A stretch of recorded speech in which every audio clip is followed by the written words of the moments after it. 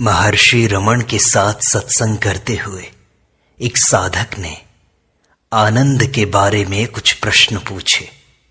उसने पूछा कि महर्षि, आनंद क्या है? क्या यह आत्मा में स्थित है या इस संसार में? हम अपने व्यवहार में आनंद का अनुभव नहीं कर पाते। वास्तव में यह कैसा होता है और इसका उदय कब होता है? तब महर्षि रमण ने कहा, जब हमारी इच्छा की वस्तु अथवा उसकी स्मृति से हमारा संपर्क होता है तथा जब हमारा अवांछनीय पदार्थों अथवा उनकी स्मृति से संपर्क हट जाता है, तब हम उसे आनंद कहते हैं। यह आनंद केवल सापेक्ष है तथा इसे सुख कहना ही अधिक उपयुक्त होगा। परंतु मनुष्य पूर्ण तथा स्थायी आनंद चाहते हैं। यह आनंद पदार्थों में नहीं है, अपितु आत्मा में है, आपके स्वयं के अंदर है। इसी का नाम परम शांति है तथा यह अवस्था दुख सुख से परे है। यह एक निरपेक्ष स्थिति है। तो महर्षि, हमारा स्वरूप आनंद कैसे है? आप कहते हैं कि आप आनंद स्वरूप हो, पर हमें तो हमारे अंदर कोई आनंद नहीं दिखाई देता। पूर्ण आनंद ही ब्रह्म है। पूर्ण शांति आत्मा की है। उसी की एकमात्र सत्ता है तथा वह चेतन है। तत्वज्ञान अथवा भक्ति मार्ग से भी यही निष्कर्ष निकलता है। प्रभु से हम परम आनंद की याचना करते हैं और उनके अनुग्रह से उसे प्राप्त करते हैं। परम आनंद का देने वाला स्वयं भी तो परम आनंद ही होगा, असीम भी होगा, अनंत भी होगा। अतः हमारा जो इष्ट है ईश्वर, वह अनंत शक्ति तथा परम आनंद स्वरूप है। ब्रह्म पूर्ण अव्यक्त एवं अनंत है, जो ईश्वर से अपना निज आनंद प्राप्त करना चाहते हैं। आध्यात्मिक दृष्टि से वे स्वतः ही आनंद स्वरूप हैं। जीव विज्ञान की दृष्टि से जीव आनंद की प्राप्ति के लिए ही सब शारीरिक क्रियाएं करता है। सुख ही हमारी उन्नति में सहायक है। भोजन, व्यायाम, विश्राम, समूह में रहने की इच्छाएं, ये हमारा सुख है। सुख का मनोविज्ञान कदाचित इस प्रकार है। हमारा वास्तविक स्वरूप है पूर्ण आनंद। इस कल्पना को मानकर चलिए। पूर्ण ब्रह्म का ईश्वर तथा माया व प्रकृति में विघटित हो जाना ही सृष्टि कहलाता है। अब माया के दो भाग हैं। परा, जो आधार तत्व है, तथा अपरा, जिसमें पंच तत्व तथा मन, बुद्धि एवं अहंकार, ये 8 तत्व आते हैं। अहम की पूर्णता सहसा तब भंग होती है जब किसी वस्तु का अभाव प्रतीत होता है तथा किसी वस्तु की इच्छा अथवा कुछ कार्य करने की कामना उत्पन्न होती है। उस इच्छा की संतुष्टि होने के बाद उस अभाव की पूर्ति होने से, अहम के प्रसन्न हो जाने से मूल पूर्णता पुनः अपने स्वरूप में आ जाती है। इसलिए आनंद हमारी स्वाभाविक स्थिति अथवा स्वभाव कहा गया है।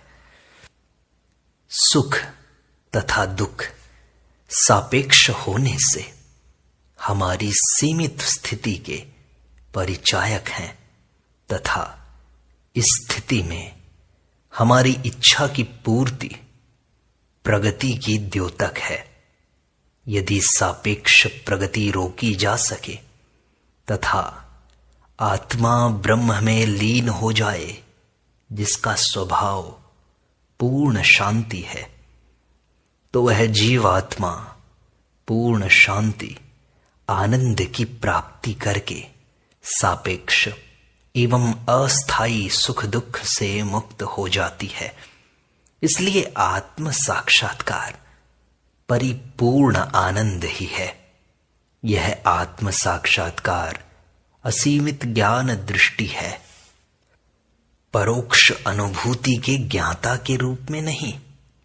यही सर्वोच्च आत्म समर्पण है। संसार दुख है। महर्षि, आप कहते हैं कि हमारा स्वरूप तो आनंद है, फिर इस संसार में इतना कष्ट क्यों है, दुख क्यों है? यह तो ईश्वर की इच्छा है। तो महर्षि, ईश्वर की ऐसी इच्छा क्यों हुई? यह बात तर्क करने योग्य नहीं है। उस परिपूर्ण ज्ञानाधार असीम सर्वशक्तिमान पर किसी इच्छा अथवा किसी लक्ष्य की प्राप्ति का आरोप नहीं किया जा सकता।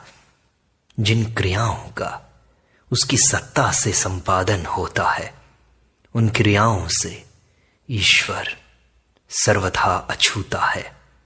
इस संदर्भ में सूर्य तथा सांसारिक क्रियाओं का उदाहरण दिया जा सकता है। उस एकमात्र के अनेक होने से पूर्व उस पर उत्तरदायित्व अथवा प्रेरक का आरोप करना निरर्थक है। किंतु होने वाली घटनाओं को ही ईश्वर की इच्छा मानकर ईश्वर की स्वतंत्र इच्छा के प्रश्न को हल किया जा सकता है। यदि कष्टदायक तथा असंतोषजनक घटनाओं के होने से अथवा किए गए या न किए गए कार्यों से मन उद्विग्न हो जाए, तो अपने उत्तरदायित्व तथा स्वतंत्र संकल्प का भाव त्याग कर स्वयं को पूर्ण ज्ञान का आधार एवं सर्वशक्तिमान ईश्वर के हाथों में यंत्र मात्र मानकर उनकी इच्छानुसार कार्य किया जाए एवं सुख दुख भोगा जाए। यही बुद्धिमानी है। सारे भार को ईश्वर वहन करता है तथा हमें शांति प्रदान करता है। महर्षि, फिर हमें आनंद की प्राप्ति कैसे होगी? क्या मार्ग है उसका? आनंद कोई प्राप्त करने की वस्तु नहीं है कि जिसे तुम प्राप्त कर लो। इसके विपरीत तुम निरंतर आनंद हो। आनंद की इच्छा अपूर्णता के भाव से उत्पन्न होती है। यह अपूर्णता का भाव किसको होता है, यह तुम्हें खोजना है। गहरी नींद में तुम आनंद सहित थे, पर जागने पर तुम वैसे नहीं हो। उस आनंद तथा अब की निरानंद अवस्था के मध्य बाधा क्या है? बाधा अहंकार है। उसके मूल की खोज करो और जान लो कि तुम ही तो आनंद हो। कुछ भी नया प्राप्त नहीं करना है। इसके विपरीत तुम्हें तो केवल उस अज्ञान से बचना है जिससे तुम समझते हो कि तुम आनंद से भिन्न हो। यह अज्ञान किसको है? यह तुम्हें जानना है। यह अज्ञान अहंकार को है। अहंकार के मूल को ढूंढ लो, तब अहंकार नष्ट हो जाएगा एवं आनंद ही रहेगा। आनंद नित्य है। तुम वही हो, यही हो, अभी हो। सारे संशयों के निवारण के लिए यही सर्वोत्तम उपाय है। संशय मन में उदय होते हैं। मन की उत्पत्ति अहंकार से है। अहंकार आत्मा से उदय होता है। अहंकार के स्रोत को खोजो तो आत्मा प्रकट होगी। केवल उसी की सत्ता है।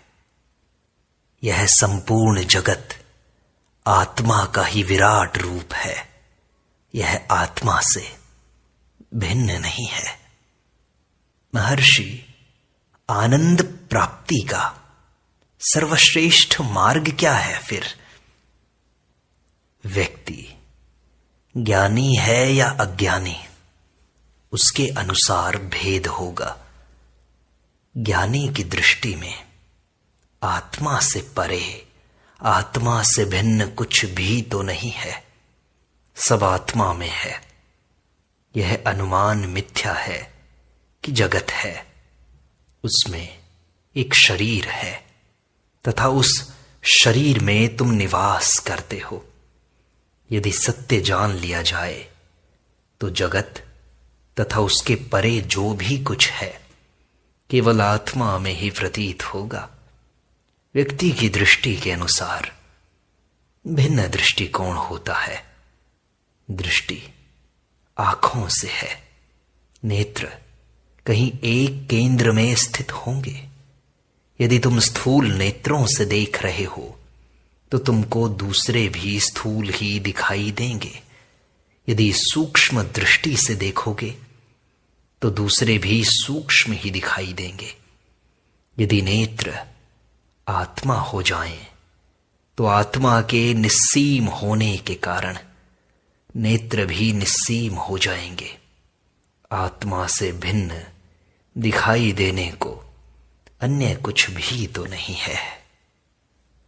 महर्षि, हम एक बार आनंद प्राप्त कर लेते हैं, ज्ञान प्राप्त कर लेते हैं, आत्म साक्षात्कार को पा लेते हैं। एक बार पाने के बाद क्या वो आनंद फिर से नष्ट हो जाता है? पहली बार प्रकट होने के बाद ज्ञान को स्थिर होने में समय लगता है।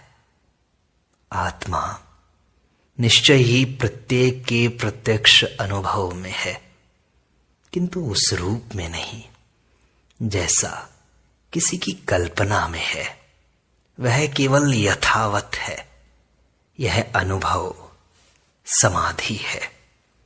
जिस प्रकार मंत्र शक्ति तथा अन्य विधियों से अग्नि जलाती नहीं है, जबकि सामान्यतः अग्नि का स्वभाव है जलाना, दहन करना, इसी प्रकार आत्मा वासनाओं से ढकी रहती है तथा वासना रहित अवस्था में स्वयं को प्रकट करती है।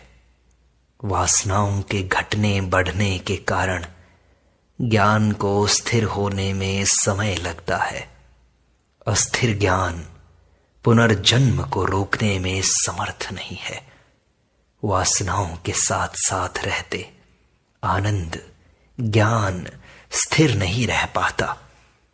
यह सत्य है कि महान गुरु के सानिध्य में वासनाएं क्रियाशील नहीं रहती हैं। मन शांत हो जाता है एवं समाधि हो जाती है। जिस प्रकार अन्य विधियों से अग्नि जलाती नहीं, उसी प्रकार गुरु के समीप रहने से शिष्य यथार्थ ज्ञान तथा वास्तविक अनुभव प्राप्त कर लेता है। इसमें दृढ़ रहने हेतु आगे प्रयासों की आवश्यकता है। वह अपने स्वयं का वास्तविक अस्तित्व जान लेता है और इस प्रकार अपने ही जीवन में नित्य आनंद पा लेता है और मुक्त हो जाता है। नेत्र बंद करके समाधि प्राप्त करना उत्तम है, किंतु व्यक्ति को इससे भी आगे जाकर अनुभव करना है कि कर्म तथा अकर्म एक दूसरे के विरोधी नहीं है। कर्मशील रहते हुए समाधि न रहने का भय अज्ञान का चिन्ह है। समाधि प्रत्येक व्यक्ति का स्वाभाविक जीवन होना आवश्यक है। हमारे कर्म व अकर्म से परे भी एक स्थिति है। जब तक वह अवस्था प्राप्त न हो जाए, प्रयत्न की आवश्यकता है। उस आनंद का एक बार भी रसास्वादन करने के पश्चात मनुष्य उसे पुनः पुनः प्राप्त करने का प्रयास करेगा।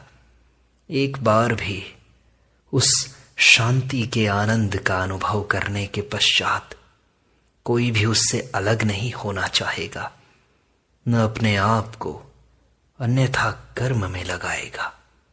ज्ञानी के लिए संकल्प करना उतना ही कठिन है जितना कि अज्ञानी के लिए संकल्प शून्य होना।